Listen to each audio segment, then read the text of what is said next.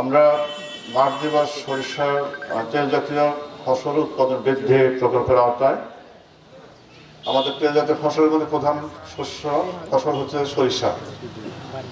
এবং একটু আগে আপনারা শুনছেন যে আমাদের সিরাজগঞ্জ জেলা হচ্ছে সরিষা উৎপাদনে 1 নম্বর এবং উল্লাপাড়া উপজেলা সিরাজগঞ্জের মধ্যে 1 নম্বর, তাই না? তো যদি আমি একটু জিজ্ঞেস করি যে আমরা সরিষা সাধারণত চাষ করি, তো ছিটিয়ে সরিষা করা যায় বা করছেন এরকম একটু হাত তুলুন কে কে আছে এরকম, মানে বিনা চাষে ধানের মধ্যে ছিটিয়ে দিয়ে সরিষা আবাদ করছেন? এই 2 জন মাত্র, 3 জন? না, সবাই করবে না, যারা বিনা চাষে ধানের মধ্যে সরিষা ছিটিয়ে দিয়ে করছেন।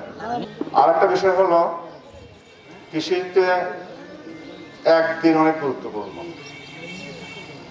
কৃষিকাজে একটা দিন অনেক গুরুত্বপূর্ণ।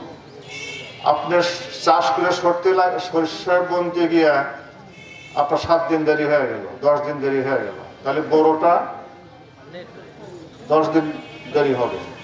যারা সঠিক সময়টা বপন করে সঠিকভাবে সার দেওয়া করছে তাদের খুব সুন্দর ফসল হচ্ছে, ফলাফল পাওয়া গেছে।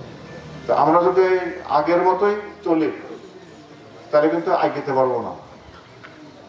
দিনকাল অনেক বদলেছে, প্রযুক্তি অনেক আসছে, আমাদের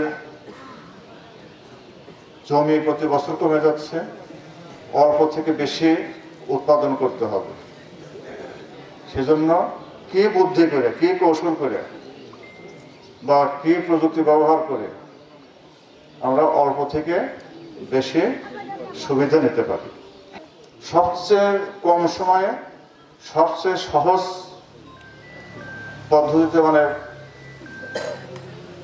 খুব সহজভাবে চাষাবাদ কম লাগে এবং নিড়ানি দরকার নেই, সেচ একটু দিলে ভালো না দিলে খুব সহজভাবে কম খরচে এবং কম সময়ে যে ফসলটা আমরা পাই সেটা হচ্ছে সরিষা।